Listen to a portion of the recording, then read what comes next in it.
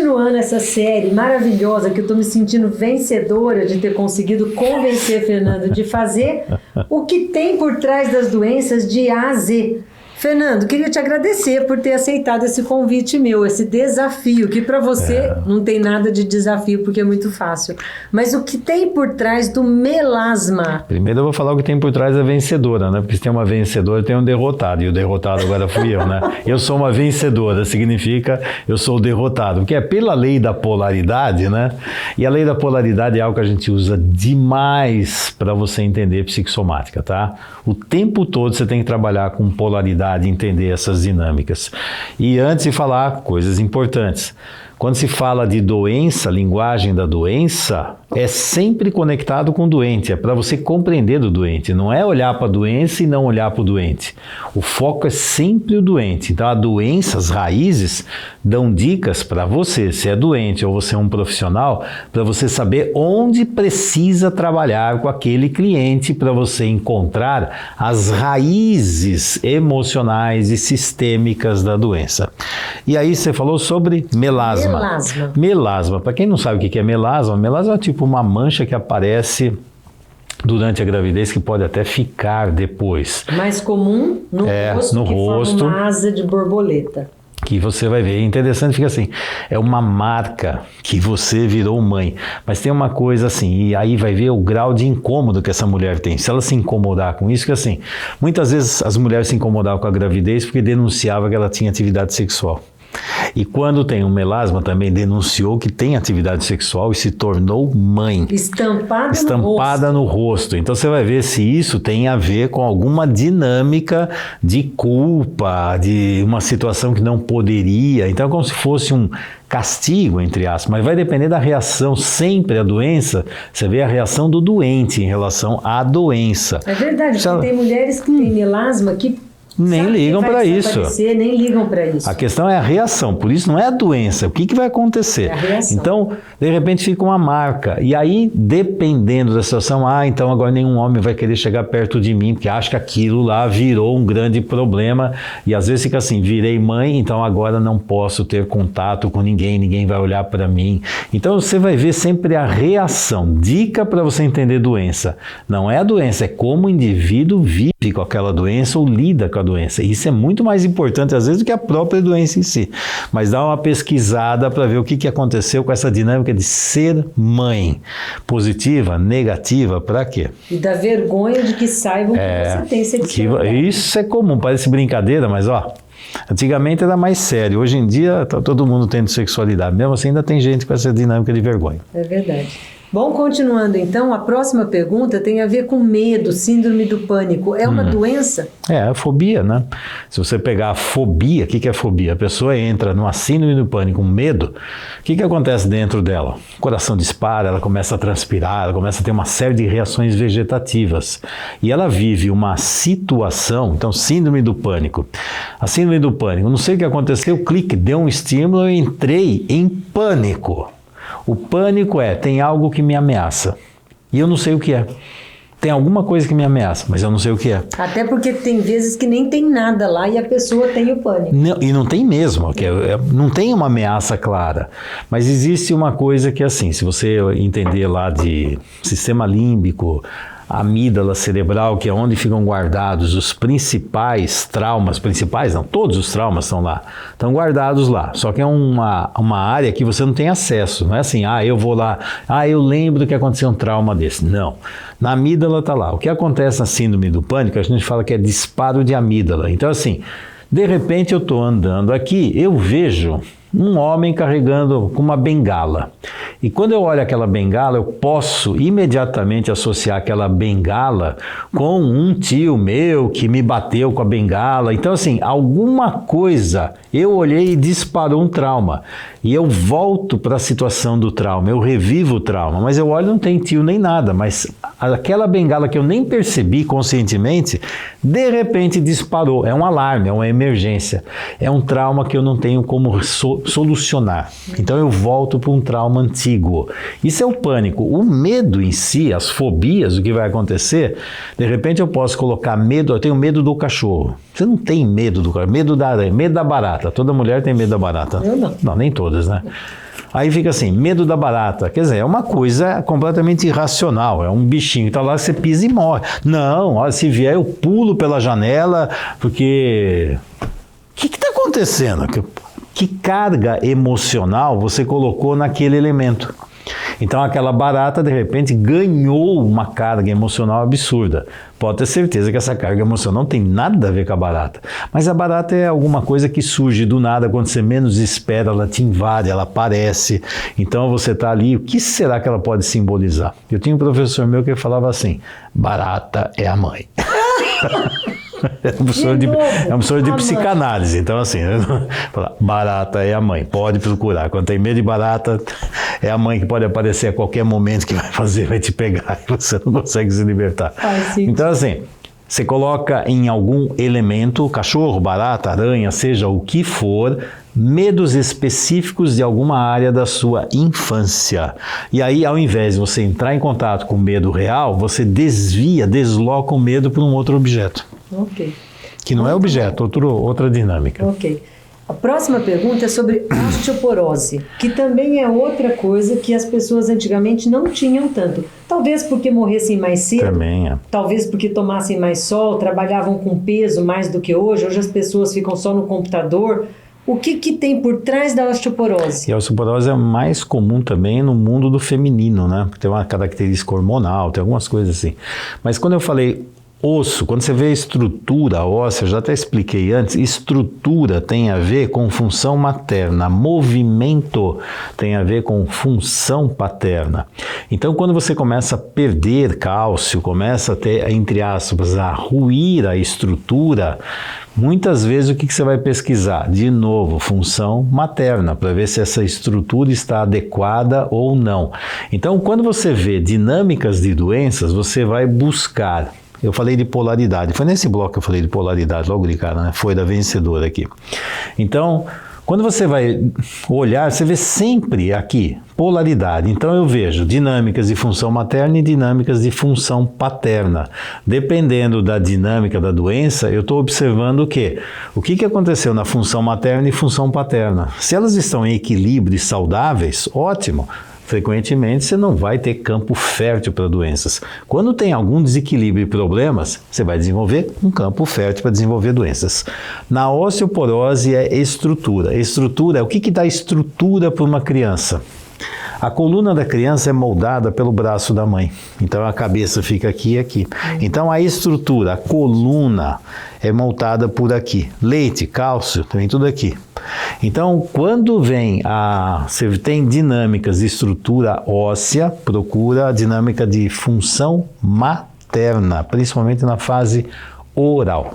Excelente. E é lógico que a mãe, um ser tão importante, não ia estar fora da próxima pergunta.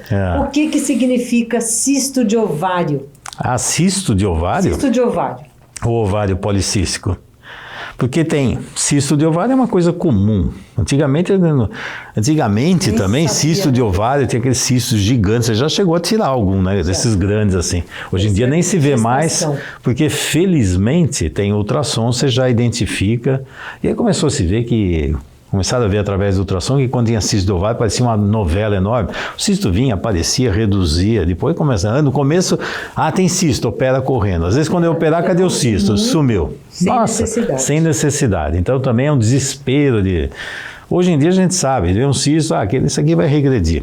Mas tem uma doença pegando essa dinâmica que é o ovário policístico. Então, o cisto de ovário é comum, praticamente todas as mulheres vão ter cisto de ovário, tá?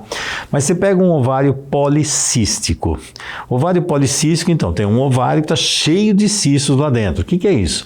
Esse ovário, ele cria como se fosse uma carapaça, uma barreira, que os óvulos não conseguem sair. Então, esse cisto é um cisto folicular. Então, assim, sai o óvulo daquele lugar.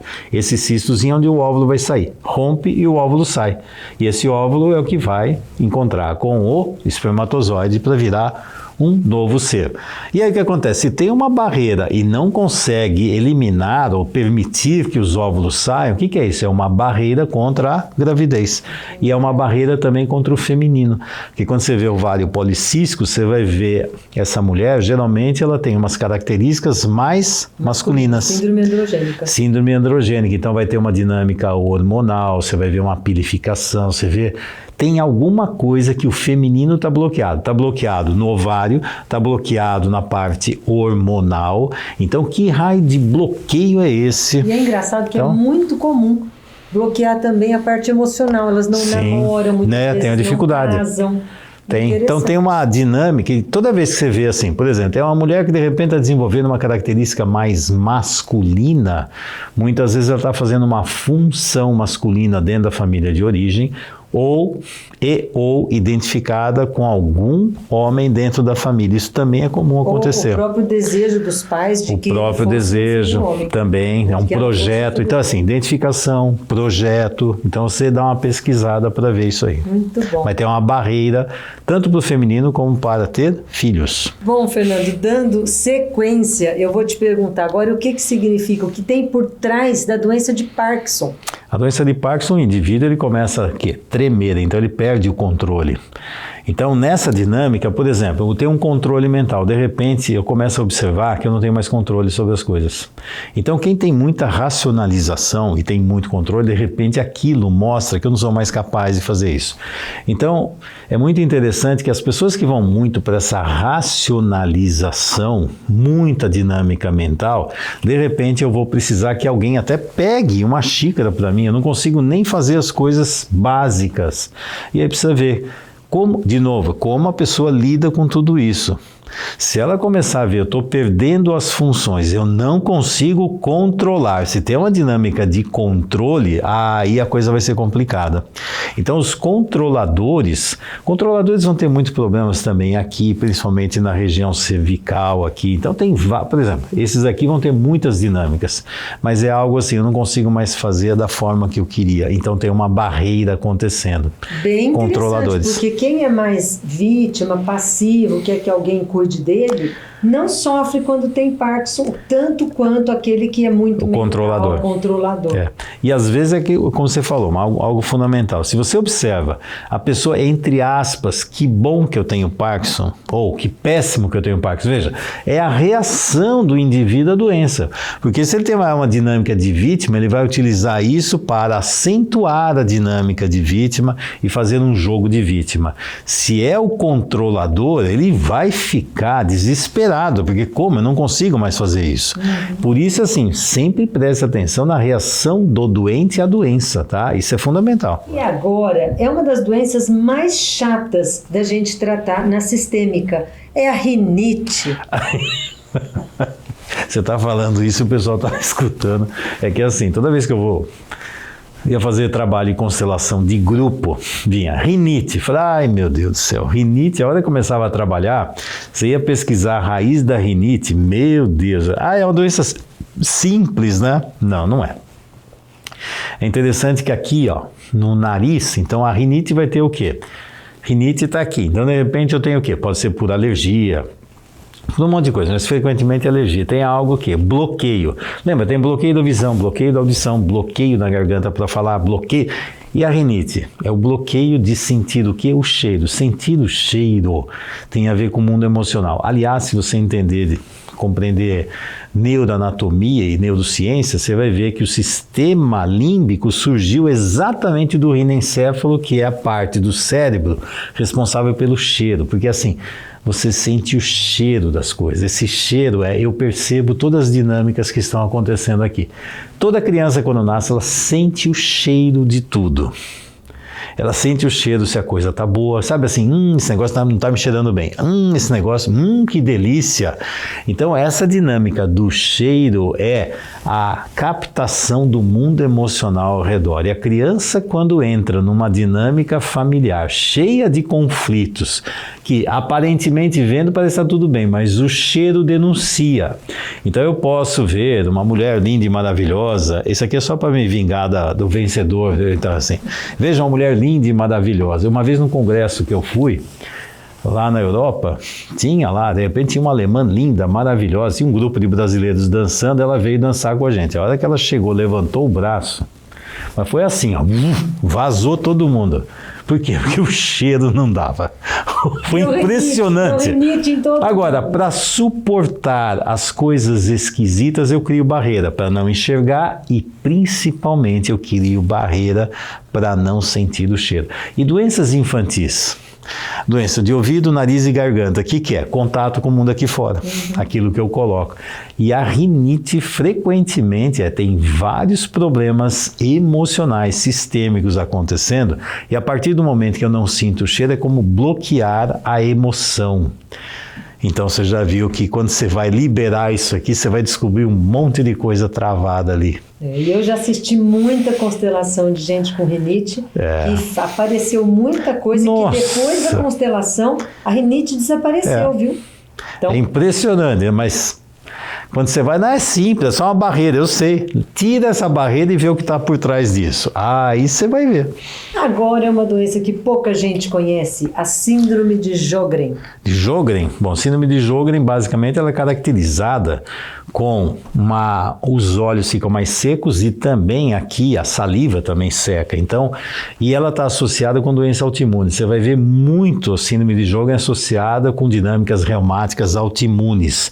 Então, é uma característica, quando a glândula lacrimal e também a glândula da saliva pituitária, a glândula salivar, começa a diminuir isso aqui, aí fica seco. E seco é uma coisa interessante, seco, dolorido, porque é uma forma de barrar emoções. Então, quando eu tenho isso, então, o que vai acontecer? Vai ter uma irritação o tempo todo aqui, a dificuldade de engolir.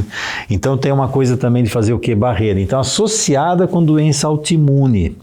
Então, quando você vê, é comum você ver doenças reumáticas, começa a pesquisar, ver se não tem problema aqui na glândula lacrimal e também na salivar, que começa a diminuir. E tanto esses líquidos, e líquido é interessante, líquido tem a ver com vida, é como se algo tivesse numa barreira e incomoda. Incomoda aqui, o ver incomoda também o quê? De engolir. De novo, são defesas do organismo para não entrar em contato com o mundo dolorido aqui fora. O que bloqueia o emocional da pessoa. Bloqueio emocional. É uma forma de segurar. Eu estava falando de rinite, bloqueio emocional. Distúrbio visual, barreira, bloqueio. É defesa. Eu não consigo resolver, então é melhor eu criar uma barreira. Ou desvia, medo, fobia. Excelente. Para finalizar esse bloco, vamos continuar no universo das síndromes. E eu gostaria que você explicasse o que tem por trás da síndrome de HELP. E é outra síndrome também, que também está surgindo agora, está virando uma moda também. Então, o que acontece? Tem a ver com a gravidez. Então, a mulher, ela vai ter um processo de hipertensão, de hemólise, as enzimas hepáticas vão lá para cima. E é comum você ver a síndrome de HELP associada com eclâmpsia. Então, a mulher passa por situações terríveis. É como assim, se mexe com sangue, é na essência. Então, se começar a ter hemólise, problemas hepáticos, hipertensão, tem alguma coisa, um desconforto absurdo. E está associada com o quê? Com gravidez. Dinâmica que pode ter casos graves até da síndrome de HELP, que é um dos casos que pode levar à morte, né? A eclâmpsia também, mas a eclâmpsia também está muito parecido com isso aqui. E um detalhe, tanto a eclâmpsia quanto a síndrome de HELP, elas encurtam a gravidez e a pessoa nasce prematura. Tem que sair, interromper logo a gravidez. Então tem um conflito enorme conectado com aquela gravidez. E tem algo que a gente tem que tomar muito cuidado, senão pode morrer tanto a mãe como também a criança. Então tem uma dinâmica dessa gravidez.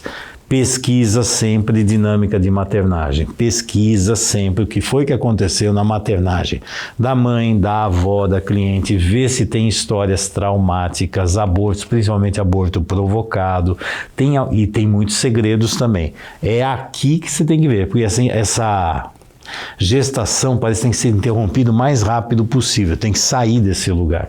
E a mulher, quando fica mal, é interessante que a hora que ela fica mal, veja, alguém tem que cuidar dela. É como assim, eu não vou ser mãe porque eu não consigo cuidar do filho, alguém tem que cuidar de mim. Alguém precisa cuidar de mim.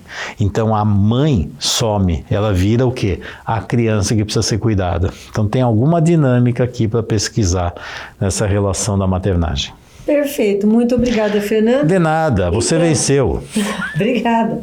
E para você que está assistindo, não acabou. A série, né, de A a Z, o que tem por trás da doença, continua no próximo bloco.